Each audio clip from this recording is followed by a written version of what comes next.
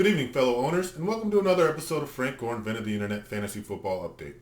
We're heading into Week 9 of the season, and everyone is still in the running for the playoffs. Brian is currently in second place, and there are 6 teams tied with a record of 4-4. As it stands, Strawberry Seahorses will be the last one to make the playoffs. Then at the bottom, Dak Street Boys, Brown Chubbs and Staff, Team Johnson, and Becky with the Good Hilaire are all squared up at 3-5. 5 games remain until the playoffs start, so continue to keep your heads up.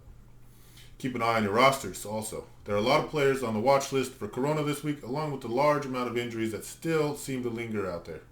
Each of these have plagued all of our fantasy rosters throughout the season. So get on the waiver wire and keep trying to make some trades to improve your teams. The ESPN experts have kindly used the information I provide in these videos to put together this nice graph showing where they expect each of us to end up at the end of the season. Adam and Brett are projected to place, and Brian, Amy, and myself look to be safe from the losers bracket. Week 9 has some big games that should start to separate the contenders from the pretenders, so let's take a look. In the first matchup, Strawberry Seahorses is looking to get a win, not just for his team, but for the entirety of the league. And don't worry, my fellow owners, as your champion in the record books, and more importantly, the champion in all your hearts, I will do my damnedest to persevere in this matchup.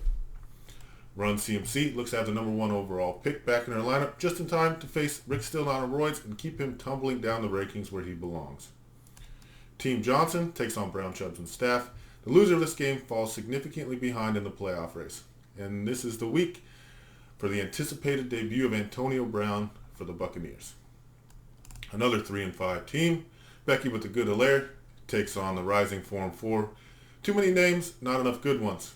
Luckily for Sean this week, there are no tough lineup decisions that he has to make since all of his players are hurt. And on the other side, Brett will continue to ride Russ and Dalvin. Chalupa Batman looks to stay alone in second place thanks to Kamara, but will have a tough matchup against Without a Paddle, who has some of his big players coming off of a bye this week. In the final matchup, the Dak Street Boys, without their lead singer, take on Murray Me, who put up a good fight last week. Anyways, it's just a quick one.